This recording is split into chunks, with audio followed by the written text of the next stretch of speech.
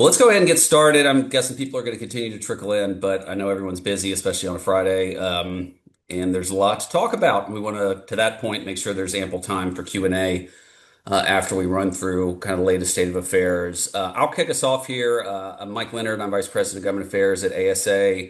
Um, I will talk for a little bit, then quickly turn it over to our real experts here. Ron Serini with Serini Samet and Associates, who, according to his Zoom, is Megan Costello.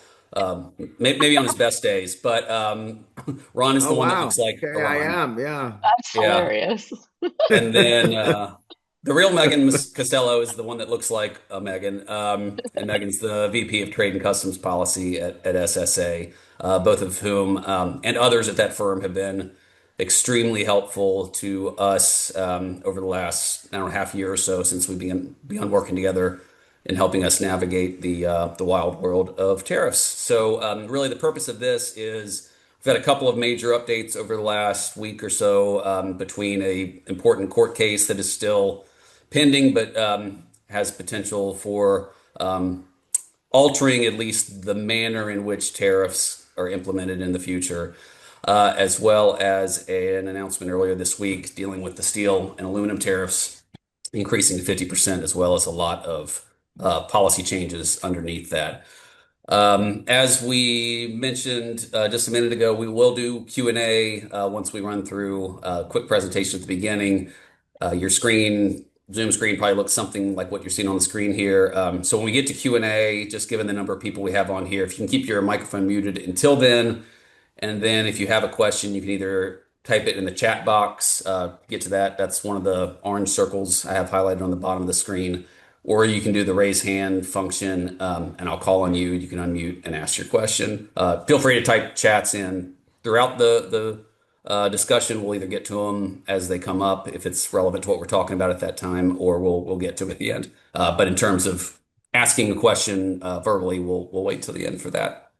I'll give my best shot at giving a quick update of high level of what's happened, as I mentioned earlier, in the last we're really going back several months, but especially focused on what's happened over the last week or so with there's been a lot happening with tariffs, most of which has some sort of impact one way or the other on our industry. Some of which doesn't, whether it's focused specifically on automotives or other industries that are not specific to recreational fishing, but a lot of the broad general tariffs that affect just about the entire rest of the world, as well as some specific components, obviously, is going to affect our industry, just given how diverse of an industry we have in terms of where products are coming from, what products are being made, what components they have in them. The big ones in kind of broad categories, as you can see on the screen here, on the left side is IEEPA, the international emergency powers that the president has to some extent, and that's part of what we'll get to in a little bit of whether or not the president has complied with the authority given to him in declaring the current state of affairs an emergency that warrants the actions he's been taking. But we've had a bit of a yo-yo effect on here with IEEPA tariffs. Folks will remember originally a lot of country-specific rates were announced on Liberation Day, shortly after reduced to a 10% across the board rate on just about everyone except for the handful of countries listed here for another month or so. After that, who knows, back to the higher rates, like mostly higher rates, country-specific, or negotiations are being made in real time, as we are hearing, with many of these countries to try and reach a trade deal that will, in some way or another, alter what the ultimate reciprocal rate might look like. And again, with the backdrop of that, meaning that there's a court case that we'll discuss here in a minute. China is in a bit of a different category. It does have the 10% reciprocal rate, but also the 20% rate that was put in place earlier due to fentanyl and illegal border crossings for a total of 30% on top of pre-existing tariffs duties under the first Trump administration and product specific. That's at least down from the 145% that was put forward for a short period of time. And varying news reports on the state of which those two countries are talking, negotiating, potentially the president making a trip to China in the near future, but we can talk more about that. And then Canada and Mexico are also in a bit of a separate category as well, having 25% tariffs put in place again due to fentanyl and illegal border crossings on that rate on all non-USMCA qualifying goods. On a separate category, again, specific to our industry, less so on steel, but mostly on aluminum. There have been increases in the tariff rate on steel and aluminum materials as well as derivatives, which for us, there's a big, long list of all the different products that are subject to the derivative action. But for our industry, specific HTS codes that are of particular note relate to fishing reels, reel accessories, and landing nets. As of Wednesday of this week, that rate was increased from previously 25% now to 50%, as well as a bit of a double whammy there, where another change made on that June 4th announcement was the non-steel or aluminum content in those product derivatives are now subject to the IEEPA reciprocal tariffs, the stuff you see on the left. That was one sort of silver lining in the pre-steel and aluminum tariffs at 25% was if your product was subject to those steel or aluminum tariffs, you were the IEEPA reciprocal tariffs did not apply to your products. That's no longer going to be the case. One sliver of good news in all this is de minimis has been the subject of many of these actions. It has been ended for China as of May 2nd, meaning all those products valued under $800 must pay tariffs, taxes, duties, unlike had been happening for 10 plus years, where those products were able to come in. One person importing one product under $800 per day were not subject to those duties. So creating a competitive disadvantage for those that were having to pay those as more and more sales coming in, especially through online sales. The rest of the world, unless Megan or Ron correct me, I don't think the Secretary of Commerce has determined yet that adequate systems are in place, but that is still hanging out there. That if and when the Secretary of Commerce determines that Customs is capable of handling de minimis for all the other products coming in from the rest of the world, that they too will be ineligible for de minimis.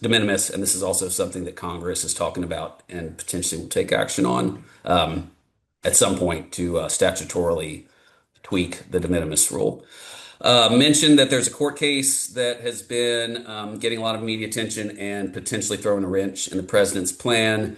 On May 28th, the Court of International Trade ruled that the administration exceeded its IEEPA authority. Again, the stuff you saw on the left side, this doesn't affect the steel and aluminum tariffs or some of the other actions that have been taken. But when those unbound tariffs with vast economic and political significance were implemented, the crux being that the president largely based those IEEPA tariffs on trade deficits that have been getting worse, but had been in existence for a really long time, and something that has been slowly building over many years and decades.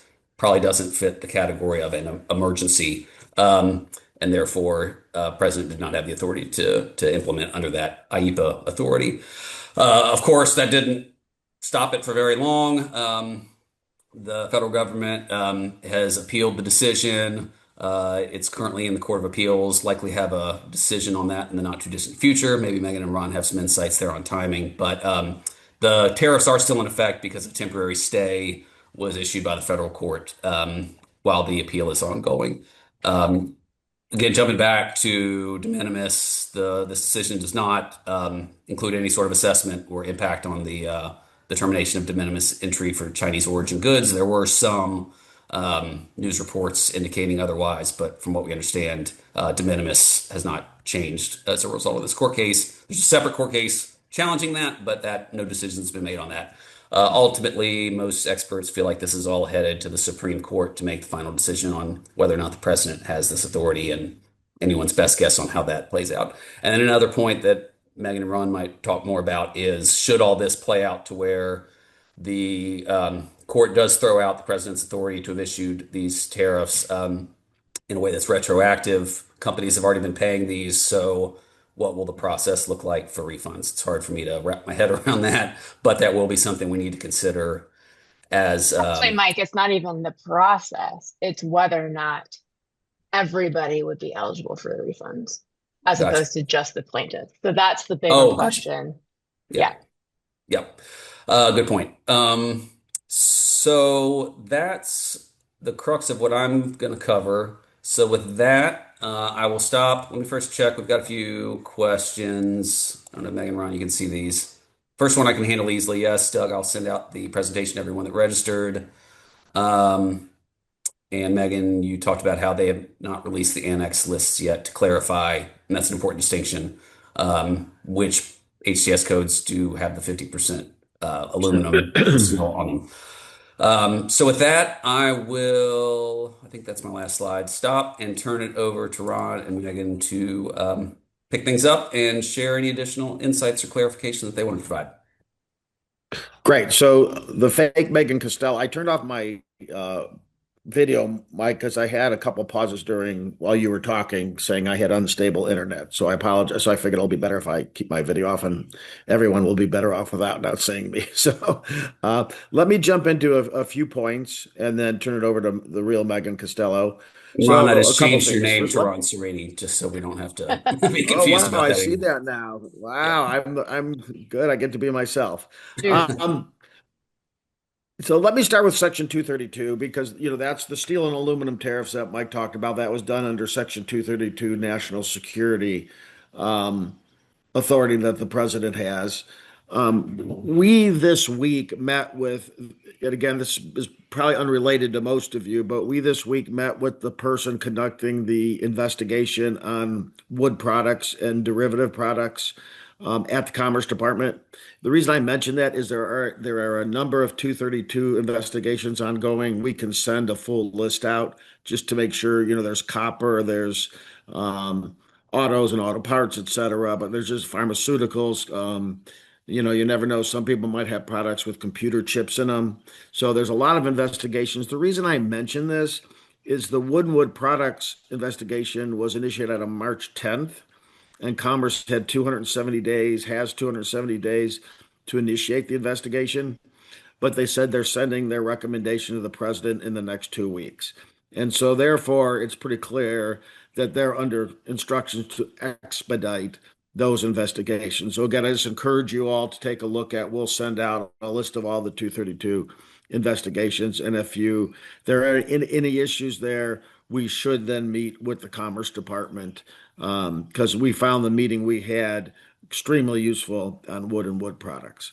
So, shifting back to, well, on de minimis, let me take that real quick. I mean, Megan's the real expert on de minimis, but the reason I think the president will probably not use any additional authority to curtail de minimis on other countries is because in his big, beautiful bill, they use the revenue of ending de minimis on July 1st, 2027, as an offset to some of the tax benefits they're providing. And if the president uses his authority that then becomes indefinite, they may lose the ability to lose that revenue, to use that revenue to offset things in the tax bill. And you all know that's like, it's a crazy process. Reconciliation is never easy. Um, Elon Musk has said a few unkind words about it. We don't know if that's going to have an impact on the Senate. I suspect it won't. In the end of the day, Democrats will just have a lot of fun with that. So I did want to mention that on de minimis. With regard to the status of negotiations, um, we have been in direct touch with some of some of the countries have reached out to us. We've reached out to others. It doesn't appear that most are letting the court case, the CIT ruling, affect their negotiations with the U.S. Although I do suspect it's emboldened the Chinese to probably play a little bit of a hardball. But we still think that most of the major countries outside of China are very close to a deal. In fact, we met with Chairman Jason Smith of the Ways and Means Committee this week. He said that there are 12 deals already concluded that the White House does not want to announce yet. They will before July 10th. We know of a couple. We know El Salvador, um, Dominican Republic, and the Philippines have deals that we think are good deals. And we're hopeful, and I expect that products that are eligible for free trade agreements. So I know some of you have apparel lines and use CAFTA DR. We expect that any qualifying goods under CAFTA DR would go to zero, not stay at the 10%. Um, Everyone other than Nicaragua. Nicaragua is going to get hammered. There's no question. There's deep concern about Ortega and the Nicaragua government. So from everything we can tell, Glenn was at a meeting with Senator Daines a couple of weeks ago. He had mentioned that he'd been in touch with the premier in Vietnam, talked to the president, believes the Vietnamese have put on the table a phenomenal deal that he encourages the White House to accept soon. They may have already, we don't know yet. They're committing to buy, it was either 26 or 28 Boeing aircraft and a bunch of U.S. agriculture products and LNG, et cetera. The big issue that the U.S. has put on the table with Vietnam and particularly Southeast Asian countries is the belief of the administration that goods coming in under country of origin Vietnam or Indonesia are actually made in China and being illegally diverted through those countries. And so, therefore, the White House is asking for mechanisms to deal with that. And Vietnam's already started a process to do verifications of country of origin. So, again, we think that's pretty positive. So, I'd say of the big countries, India looks like they're in good shape. A deal soon. Vietnam. Some of the smaller countries we're a little uncertain right now. We aren't sure about Cambodia. A lot of people have asked about Cambodia. We know we've talked to them, both their government and private sector. We think that's in a good place, but I have not heard that from the administration. Until you hear it from the administration, you don't want to. So I don't want to be too optimistic on that. I don't want to be pessimistic either. But I know that it's a small country, but it still has a pretty large trade deficit. They're working hard to try to get a deal. Um, so I think with that, Megan, what did I miss, or what else should we cover? I think both of you covered everything, and we can all just hang up now. Just kidding. Good. The only thing I would add is at the current time is a little bit of color behind the CIT case. I would not recommend for you all to put any stake in that leading to the tariffs being permanently removed and getting refunds. I say that because as I interrupted Mike earlier, there's a very large question of whether or not all importers would be subject to or be the recipient of refunds if we get to that point. And the other thing is that the president and many of his members of the administration have also not just signaled, but they have already publicly stated that if IEPA is found to be, or that they, exceeded their authority by the other courts, that they're just going to use other methods to provide tariffs. And there's multiple other laws that they could use. They're a little bit more difficult. Some of them require Congress. But regardless, I just would not I wouldn't put any of your pricing or any of your decisions based off of a potential awesome outcome there. Even though I know like the news that night made it seem like all the tariffs were going to be gone, which was a little disingenuous, but that's the news for you. Let me make an excerpt. Okay, go ahead. No, I was just going to ask everyone questions about it. Yeah, I wanted to add one other thing I should have mentioned on China. So you recall you've got the series of tariffs, the IEPA tariffs, the fentanyl tariffs.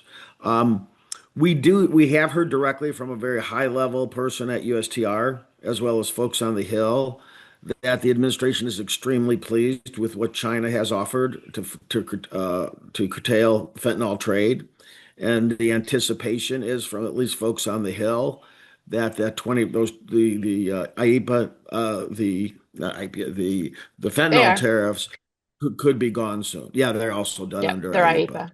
IEPA. We'll keep our fingers crossed on that. That could happen reasonably soon. The rest of it is going to be subject to the negotiations with China. And as I said, the Chinese are going to play hardball for sure. But back to the CIT case, if for some reason we get to the point where it does look like all importers will be included and that a decision would be in importers' favors, then we're going to have another webinar to talk about some administrative procedural stuff that you'll need to do to prepare yourselves for refunds. But that is way far down the road. I just wanted to give you a heads up on that in case that does happen. What else can I go into? So one thing for the 232s that we didn't go into, and Jeremy, you asked about that. It asked about was the orders referenced in yet to be released annex, just like they did last time. I personally believe, and based off of my conversations with other folks, is that the annexes are actually the documents that customs released as an attachment to their guidance. The reason why I say that is those are the same. Well, let me back up. There are some, they didn't update them very well, but that's the same list as it was before.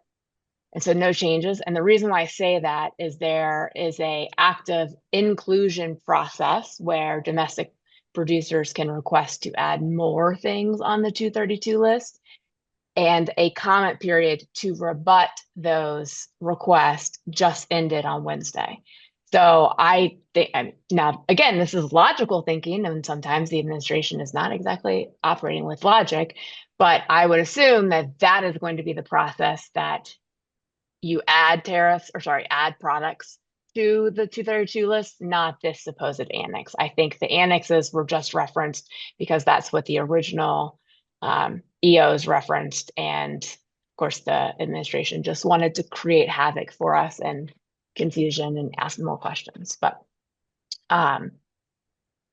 so is there any chance that the annex? No. So the major change from the 232s from previous is, if you recall, and you probably all know this, is when your fishing reels were originally subject to the 232s, they were then not subject to the IEEPA reciprocal tariffs, which was a blessing because then you got to avoid the 10% or the 145% for that one day. Now what they've done is that the non-metal content is going to be subject to those IEEPA tariffs. One thing to be said about that is if you guys have been doing this, and I haven't spoken to you guys to see how it's going on trying to break out the values between the metal content and the non-metal content. I'm assuming it's pretty difficult. If you still are not breaking those values out, then customs has not released guidance on if the whole product is going to be subject to both the 50% and a reciprocal. I think what we should know, in the next week or so about that, but we'll see what happens on there.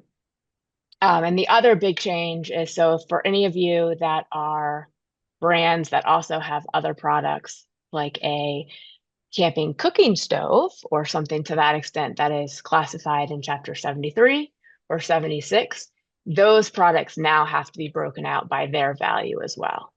So now you guys have a 3 month, 3 months, I guess, advanced help on that to from an administrative perspective, because all of those folks are scrambling to break out those values. Is there any questions on the technical breakouts of all that, or how it's stacking, or? Jake, so you got a question? Yeah, I have a quick question. So I saw on that first slide about because my products come out of China with the fentanyl tax and the reciprocal. Is the IEEPA also on top of that, or does the reciprocal take place of the IEEPA? So is it on top of it? So it's a total of 40. So yeah. It would be a total of 30. So you have the 20 and then the 10. The 20 is the fentanyl and border crossing, which is the one that Ron was talking about. Most likely will be removed soon. And then you have the 10 reciprocal as well. Plus any 301 tariff, right? Yeah. And the normal tariff. And the Just have normal the, MFN duty and stuff like that. yeah. Yeah, I Right. think it may be the terminology is getting confused because both of those actions were done under IEPA, but then oftentimes people refer to the reciprocal tariffs as the IEPA tariffs. But and that same authority was used for the fentanyl border crossing. So the 20%, 10% were both done under IEPA, which gets you to the 30. Which Okay. is a good point. So those are the tariffs that if by chance the CIT case resolves in importers' favors, both of those sets of actions would be deemed inadmissible and, illegal essentially, and would be stopped. And then just to further on that point, what Ron was saying earlier about administration feeling like a lot of progress is being made on China with regards to fentanyl, that would be the original 20% that was done under APA that would go away. But that wouldn't necessarily, almost would not, impact the current 10% reciprocal that was also done under IEPA. And then does the 10% IEPA go away then too? I'm still a little confused. I apologize. Not because of anything to do with fentanyl. That's going to be the broader long-term negotiations between China and the US. And when we say long term, we mean August Yeah. is when we'll Meg, know. I have a Go for question, it. Because Meg. that's when the 90-day clock runs out, right, Megan? Yes. Megan, you were talking about the derivative, breaking out the steel and aluminum, and then also breaking out something else. You said there was a 3-month time period. What did you mean there? Oh, I was joking, well, kind of not joking, is that because your products, well, at least the fishing reels, are subject or are under the derivative list, you have been supposed to be breaking your values out since those were implemented. Now the guys that have product classified under Chapter 73 or 76, now they have to break out their product. And I was just joking because I can only imagine the the burden that you guys have had to go through to, yeah, it's unbelievable. I cannot imagine. And then I also can't imagine now how if you have those Chapter 73 products of how many pages your customs entries are going to be. Actually, while we're on this call, Customs released a guidance saying we've updated our system to allow the use of more HTS codes on entry documents. So congratulations, Customs. They're ready for it. Well, I took that to mean we had 3 months until we had to start breaking out the non-metal, but no, we'd have to do it right. No, correct. Yeah, actually, yeah, it started on Wednesday if you have the products on 73 or 76. But, and I did reference this, if you don't have the capability or the documentation showing the breakout at this point, you can still file for just the FOB, or sorry, the entire value. But at this point, I don't know if that means then you're going to be subject, that entire value will be subject to the 50% and the IEPA tariffs, or if it's going to be 50% and not the IEPA. I don't know how that's going to work out yet. And Megan, my understanding is what you're breaking out is the value of the aluminum. That's correct. So, I mean, even though a product may sell for $150, the value of aluminum may only be $15. I mean, is that, yep, depending on how that's much correct. is in it? Making sure I'm doing this right. Yep, you're doing it right. I mean, the value is the way that our customs attorneys have explained to us of the value of what you want to, or how you're evaluating the value of the steel or the aluminum is the price that you paid or that your supplier paid before they did anything to it. So it doesn't include any value add or any obviously labor or anything like that. It is just the price that your supplier paid. And that to me is terrifying for because you got to get that from your supplier. Well, my supplier doesn't want to give me that. What I've been doing is just going to the damn charts and seeing what steel or aluminum sold for. What's it selling for on that day per ounce? And that's what I'm using. Interesting. I have not heard it done that way because, yeah. But And again, I'm not a customs attorney, so I don't know if that is okay or not.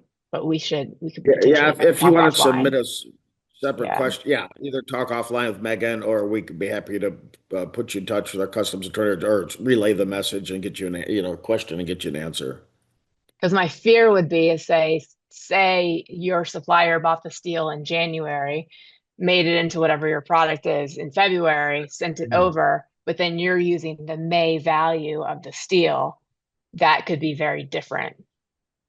And customs, we have, despite all of the changes and a lot of the trade personnel having to take 6 weeks temporary stints at the border right now, we're hearing that they are enforcing much stricter right now and asking for CF-28s left and right, which for those of you who don't know, CF-28 is basically for you to provide all your documentation proving either that your product qualifies or that your valuation is correct or all that kind of stuff. Megan, what do you know about the first sale doctrine, the first sale rule? I know a little bit about it. Our outside attorneys know more about it, but I know the general practice, and I know it's very difficult, and that a lot of people are using Have it. you? Yeah, I mean, I really do think on there you either need to talk to an attorney, or like a KPMG or one of the accounting firms that do this. So it's you can get into trouble quickly. Lot more of our clients are using it. Small and medium sized companies. The big guys have all been using it. So there too. Mike, am I misremembering? Did we do a call? Yeah, it No. was a couple of We months did. ago, but we did do a webinar on it. So you might still have, did we record that? We And did. is that Yep. available? Yeah. Yeah, and if you want to email me offline, we'll share you information on that and then connect you with Megan and Ron and yeah, get the customs expert involved to help with a lot of those specifics.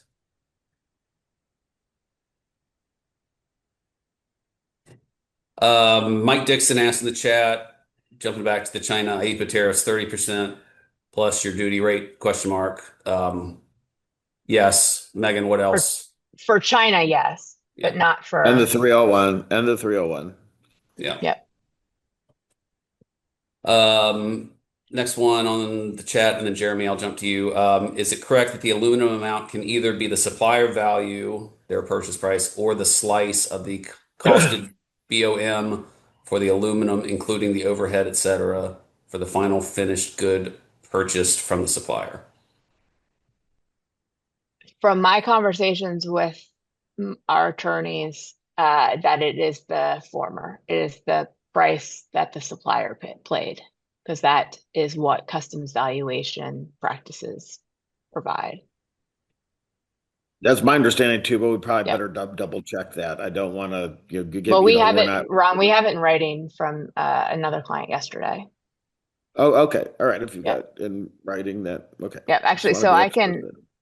We have it in writing from our attorney, you're saying? Yes, correct. Yep. Okay. All right. Then I'm So comfortable. actually, and so word for word or verbatim is this is what it says is the value of the steel/aluminum content using the cost to acquire the steel or aluminum, but by the entity fabricating the finished article multiplied by a factor for the quantity of steel used.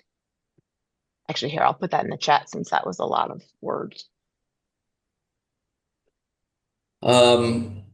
Sorry, Jake asked just a clarifying question. Please explain 301. That's referring to the 301 steel and aluminum tariffs. Well, no. 301 was on Oh, most sorry. products. Right. 232. Yeah, sorry. That goes back to Trump one. The First tariffs Trump. imposed under Trump, the first Trump administration. Yeah. So it could be some of your products. I mean, most products are tariffed at either 25 or 7.5% under 301. There are some products that escaped the tariffs. If you have a question, well, your broker should know that. But if you have any questions, send us your HTS numbers and we can tell you whether it's subject to a 301 tariff or not. But you would know it because those go back to 2019. Yep. And they're only for Chinese goods. But that's actually a really good distinction. There are other 301 cases that USTR is currently investigating that they could add additional tariffs. Like, for example, there is a 301 maritime case that's starting in September. Ship or foreign flagged vessels are going to have to pay an additional fee every time they land at a U.S. port. So the word 301 is the provision of law that the case was administered under. But we mostly refer to it as 301 tariffs for China. Jeremy, you want to unmute, ask your question? Sure. I was just gonna ask, you guys were talking about Vietnam having a good deal. I don't know if you can expand on that a little bit. Does that mean like no more reciprocal tariffs? Do you guys think that means like a small tariff? Like, what does a good deal seem like to you? Yeah, and again, I apologize. I probably took, gave a shorthand version. When I meant a good deal from the U.S. perspective, right? Meaning that Vietnam's giving the U.S. everything they want that should accommodate the U.S. That means that for most products should not have higher than a 10%. The president is going to try to keep in, and Megan, I'm going to turn over to you on that other new development we talked about. But clearly, the administration has indicated they're willing to go to zero on some products. They've used, for example, bananas, things that clearly not grown in the U.S. So, but what we expect with most deals is it's 10% for the vast majority of products, and going to zero maybe on a select few items, depending on how robust the commitments are from the other side, meaning buying commitments.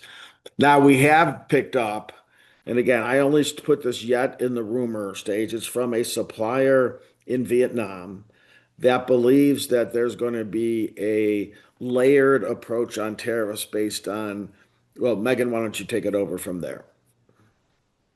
So what we've heard, and I can barely read my notes because I haven't actually seen the original email, but is that because, and Ron mentioned this earlier, is that there's such a concern of using Chinese raw materials, and it's actually then from a rule of origin perspective should have the label made in China versus made in Vietnam, that there will be, I guess, staged tariff levels of if you have Tiered, probably, right, Megan? Tiered, yes, tiered. thank you.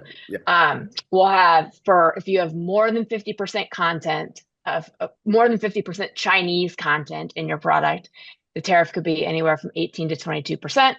If it's less than 50% content, then it's going to be 15 to 18%. And then if it is actually grown or the product of Vietnam, i.e. a banana grown in Vietnam, then it would be the 10%. That's why we're putting it in the rumor stage, because those are higher than what we had previously heard. And then also, we don't know, or at least I don't know, and I haven't talked to anyone to figure out if there's any real legal ability to change how you're valuing or how you're figuring out your country of origin, because that's a systematic or harmonized across the world, the rules are. So again, it's in the rumor stage. We don't know. But it does show, and I think there was an article earlier this week about how the U.S. has asked Vietnam and others to be less dependent on China for the raw materials. But as many of you probably know, most of the raw materials do come from China, and so that's going to take some time to. I mean, you can't just build source raw materials from a country that doesn't make it.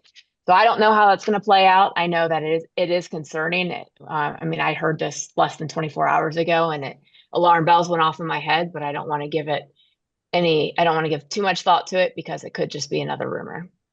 Yeah, well, and I know that gives you Right. less clarity than more, but so Yeah. I tend to think it's probably not true. But again, I've never heard that from any U.S. government source.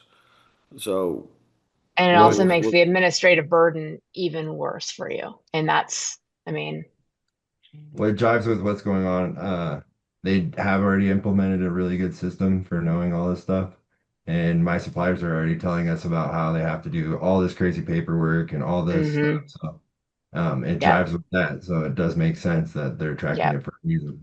yeah, because And what that's you're referring to is Vietnam created a new office for certifying origin. And that's actually what the US really likes because it's preventing, in their opinion, the transshipment. Because one of the things, and Mike alluded to this earlier, is with the end of de minimis, there's a huge fear that you're just going to change the label to made in Vietnam, made in Cambodia, or whatever, and ship it. And so without that certification, then the US won't be able to certify that, wait, this is actually true.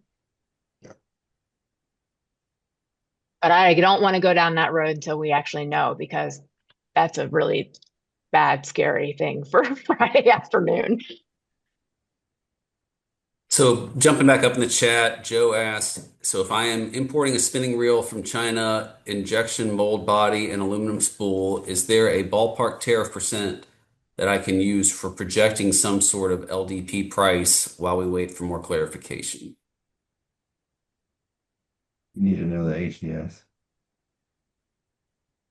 Yeah, and also clarification on what, because I mean the 50% is going to be on the aluminum spool, and then 10% is going to be on the molded body.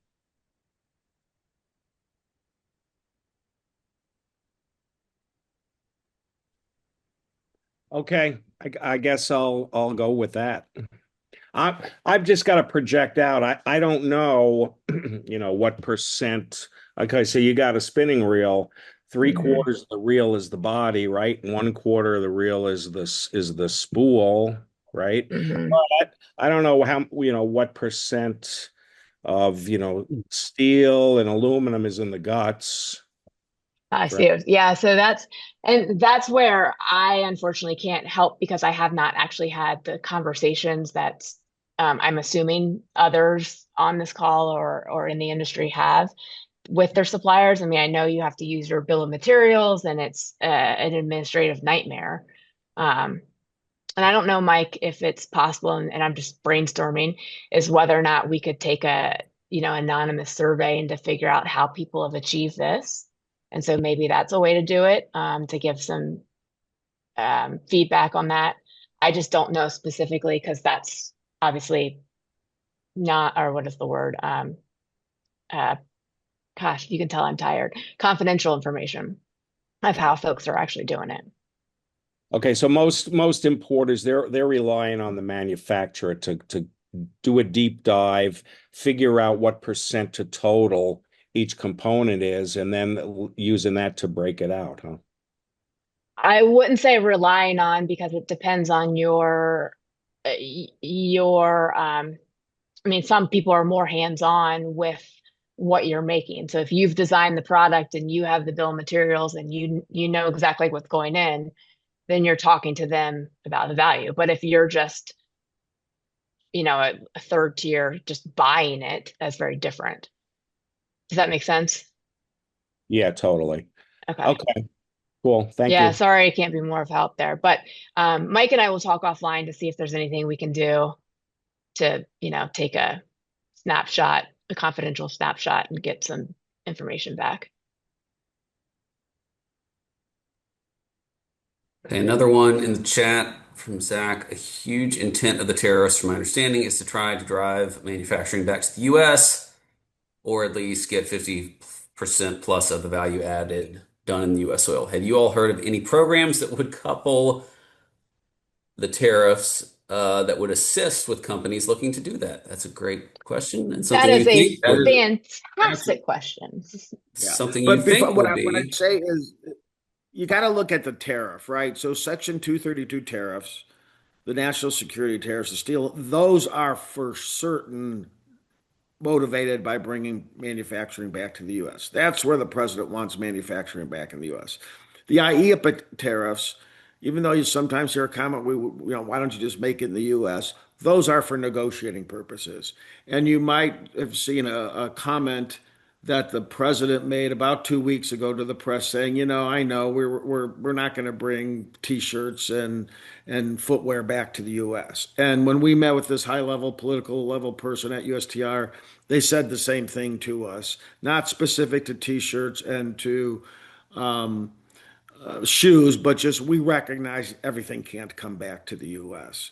So, that's why we got to keep active. That's why Mike's on the Hill all the time. That's why we're all talking to folks in the administration to articulate where that's not going to be possible in this industry. So it depends on the tariff whether the motivation is to bring back. Now, to the bottom line question is, there's increasing interest in Congress to try to provide incentives or reasons for people to be able to reshore, right? Either through the tax code and other things. So there was something called the Americas Act, which Senators Cassidy from Louisiana and Bennett from Colorado introduced last year. They're working on a new version of that. That whole bill is intended on rewarding people that reshore or nearshore to a friendly country. So it provided large tax breaks, grants in some cases. If you reshore, it provided lower tax breaks, but still tax breaks, and sometimes grants if you friendshore, go to Mexico or some other countries. So that's something that we just need to keep pounding away at. And I think Congress will want to look at that.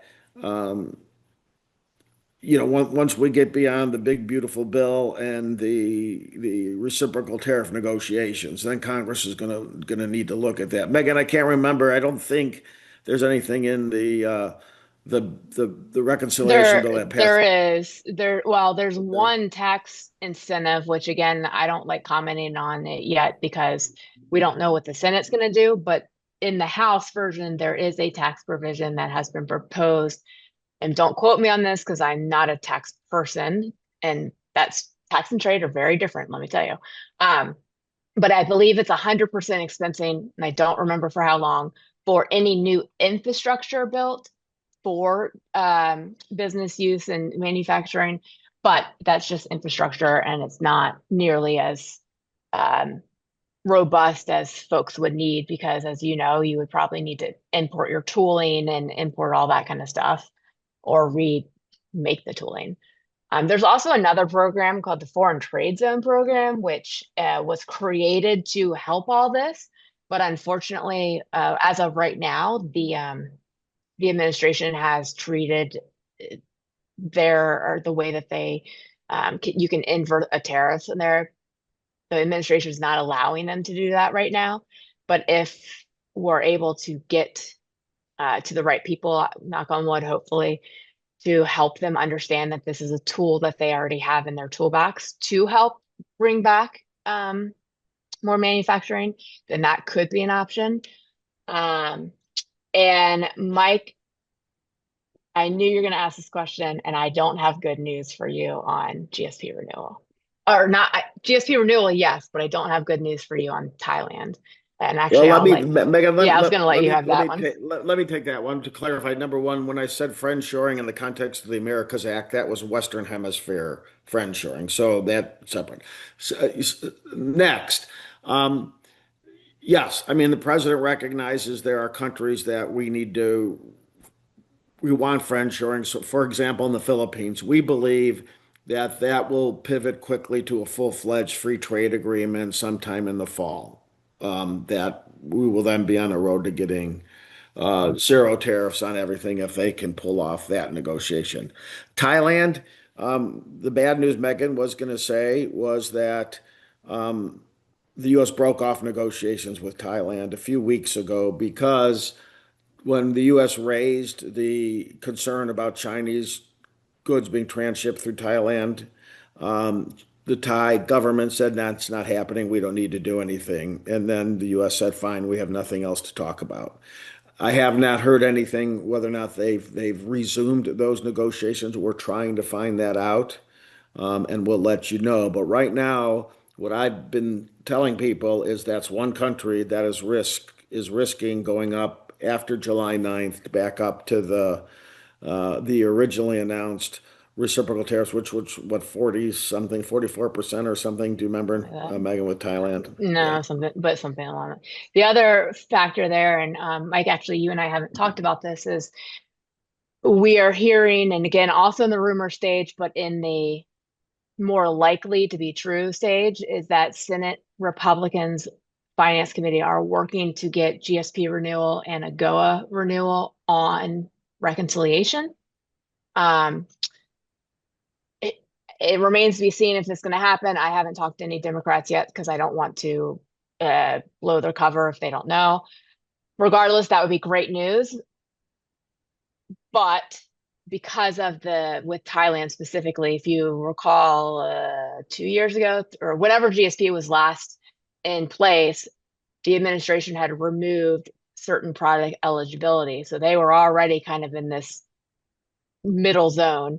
And now that they're, not getting along even more or better, that does not bode well for future GSP eligibility. If and when GSP is renewed, I am still confident it's going to happen. I just don't know when. Sorry to be the bearer of bad news, Mike. Oh, good. Thank you. You're welcome. No But I am bottom watching fishing for you. closure in the South Atlantic, Mike, if that makes you feel better. So Jake asked, how do we navigate products coming from China that the value of the product is more than 30% US products? And I think this is getting to, well, Megan, I'll just let you take it from there. More than 30%. I'm not sure You mean 30%. Yeah, there is a threshold the at value? which That was 20%. 20%. Yeah. That would mean that the whatever percent US content you have would be tariffed with the 20% fentanyl and then the 10% IEPA on just the non-US content for those. Any Actually, product that has is at least 20%. The 20% actually, I think, applies to all the FOB because I don't think there's a breakout for fentanyl. It's just the IEPA ones. The IEPA reciprocal ones. So any product that has at least 20% US containing products in it, you take out the US products for calculating the remaining tariffs, right? Correct. But that's also a nice another technical caveat that if your aluminum was die casted or extruded in the United States, then you would not have to pay the 50%. Okay. Yeah, I don't have any aluminum in my products. Okay. Thank you. You're welcome. But that's another point. So, and again, going back to the 3-month stuff, you guys have already been doing this, but you will still have to provide the primary country and the secondary country of die casting and smelt for steel and aluminum. But if for some reason you are able to get a US casted steel, which I don't think is possible, or extruded, then you would be exempt from the 50%.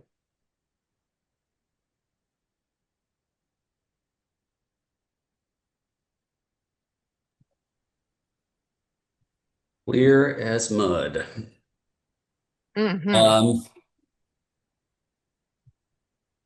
More questions either in the chat or anyone want to ask one off of mute? We're approaching an hour. Maybe everybody's tapped out. Do you think there'll be any extensions on the July 9th date, or do you think they'll get it all figured out by then? And I'll let Ron interrupt me, but I think for the big countries, it will be settled, but for smaller countries, there'll be extensions. Okay. Because can you imagine negotiating with 70 countries in a 90-day time period? Yeah. Yeah, the only caveat to that is there'll be extensions for countries the U.S. believes are productively negotiating or willing to negotiate with the U.S. Right. So if the U.S. does, like Thailand was the example we used earlier, if that situation continues and negotiations don't resume, then I don't think there'll be an extension. So we're going to work really hard to get you an answer on Thailand soon to see if negotiations have resumed. I haven't heard anything in the last 2 weeks. So hopefully the Thai governments come to their senses. And again, we've said this before. We encourage you like to go to your supplier in Thailand and tell them, please talk to your government, tell them, to re-engage with the US. We got to avoid these higher tariffs. So my next question would be, how likely is it that the tariffs change again after all this gets settled? So like, can we sleep at night, or is it gonna change in 2 more months? I think I think the White House has gotten the message there needs to be some certainty, right? That's the big thing that Congress Republicans are not publicly criticizing the tariffs or the president um, on the tariffs, but they privately are really delivering the message that you're putting in jeopardy our majority in the Senate, our majority in the House. You're really playing with fire, not giving the business community certainty. So I think they know they need to get to there. So, with the caveat, you always have to issue under a President Trump, which is anything can happen. My guess is that we're going to get to the point in the fall when we're going to have, we know where things are and um, not likely to change for the Well, I hope worse. so. Because I can see some of the trade deals like with Vietnam, where if they come out and they say, okay, you get zero on some products, but most products are 10%. And then once the US verifies that Vietnam's living up to those commitments and may be willing to do more, then I could see that situation getting better. Oh, good. One other technical thing that I'll leave you with, and just because I've been getting a lot of questions about this, is for the 90-day pause on July 9th, in order to guarantee that your product is subject only to the 10%, it needs to have physically arrived here, and it also needs to have gone through customs. So you could not be on the boat and say, pre-file or pre-enter your or the entry, which you can do, obviously. It has to actually have arrived by 12:01 July 9th. So I would say July 8th for that. And then the same thing for the China pause, which we don't actually, customs hasn't released the date. That's August 12th. That's just my calculation of a 90-day and everyone else's calculation, but I'm assuming we're assuming that they have not released the final date yet because they haven't been given direction from the White House and they presume it will change. But again, the only point is there's not an in transit clause. It has to have arrived and have entered customs.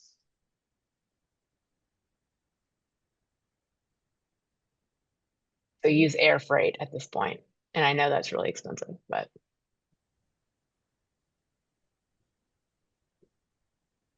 All right. Anything else? Well, Ron, Megan, thanks a ton for all the insights. I know I certainly appreciate it. I feel like I can speak for everyone else that we do too, both the things that we are certain about, but as well as just you all's conversations that you have, the expertise you have, at least just sharing what you think may happen, what you're hearing. I know it's not always stuff that people can go to the bank with, but it's I think really helpful just for anyone to get sort of any insights as to what some of these conversations are on and off the Hill is really helpful. So everyone, feel free to reach out to me, M. Leonard at asafishing.org for any follow-up questions. If you want to get back in touch with Ron, Megan, or others at their firm, I know they'll be happy to do it. And we'll continue to follow up as things evolve, devolve, change, and do our best to make sure you guys have all the information you need to make the best decisions you can. So with that, we'll wrap it up, and everybody try and have a great weekend, and we'll talk again soon. Thank you. Thanks, everybody. Have a great Everybody. weekend. Bye. Thanks. Bye.